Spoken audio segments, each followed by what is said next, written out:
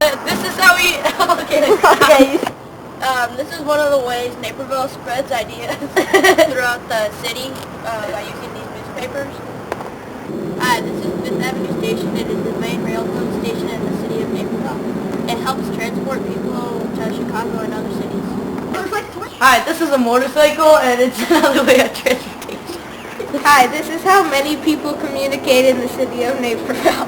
Here's Mark trying to write. As you can see, Naperville area is a key place for farming. Yes. How has it changed during the years? It's grown in population a lot, and it's a lot more traffic. Okay, thank you. Here's the train from Naperville, and it's leaving right now. Hi, we're at Washington Junior High, and this is a school that many of the kids in Naperville go to. That's why it makes it an important part of this community. From the top of this house, the window tower, people from Naperville can see the Chicago fire as it burns.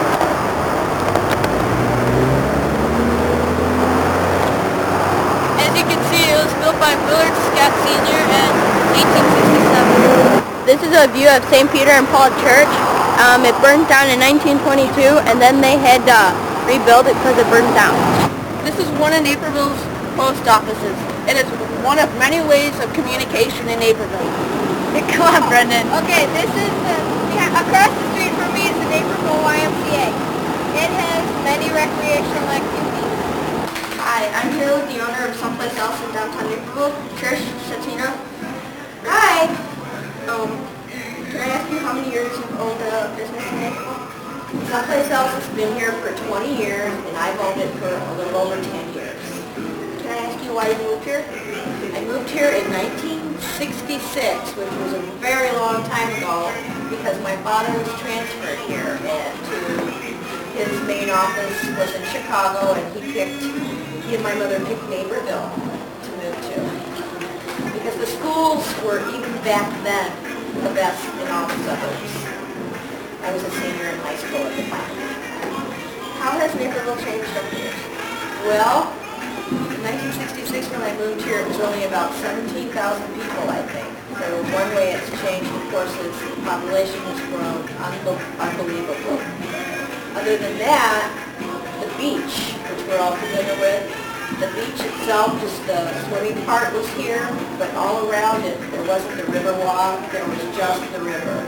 And there was, I think in the late 60s, even after I moved here, maybe in 67 or 68, there was a recycling place down there.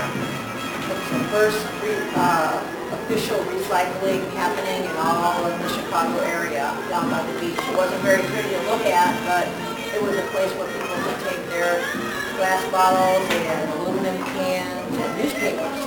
So that was kind of neat. The downtown area was pretty much the same, except there were, of course, the big buildings and Brokers was here, which is a department store instead of the stores over in that building next door. It used to be a Brokers department store, and it was real big.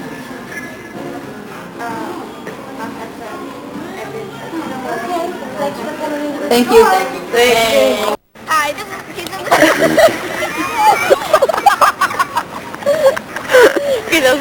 Hi, these are the ducks of Naperville, and that is the beautiful bridge crossing over the DuPage River.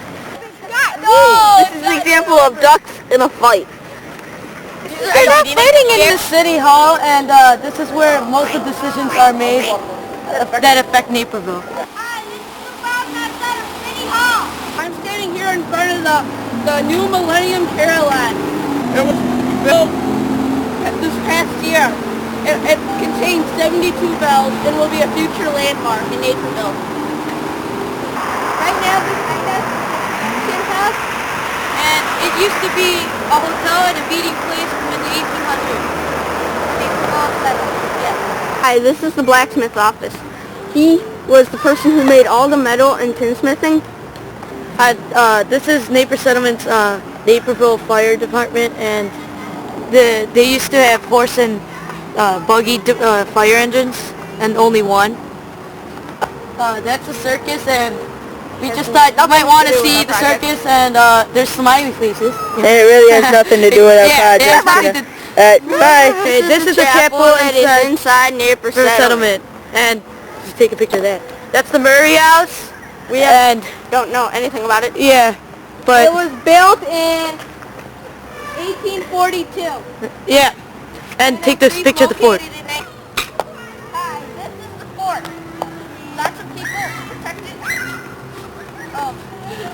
The Indians would like to invade the people. It is now a place for kids to walk in and play with the play guns up in the upper levels. This modest wood frame building was the family home of Alexander Howard, one of Naperville's early postmasters. It was built in 1833 and relocated in 1977. In a little. This is what the Pawpaw House looks like. It's in Naperville settlement at the time. This is the Copenhagen Schoolhouse, which is the most least site on this thing because it's a school, and it was built in 1840s and reconstructed in 1982. Pictures when it was cold outside. It had a furnace in there to keep it warm, and in school they had unusual punishments like putting on a pointy hat. Hey look, there's someone going to school now. I can't wait to go to school.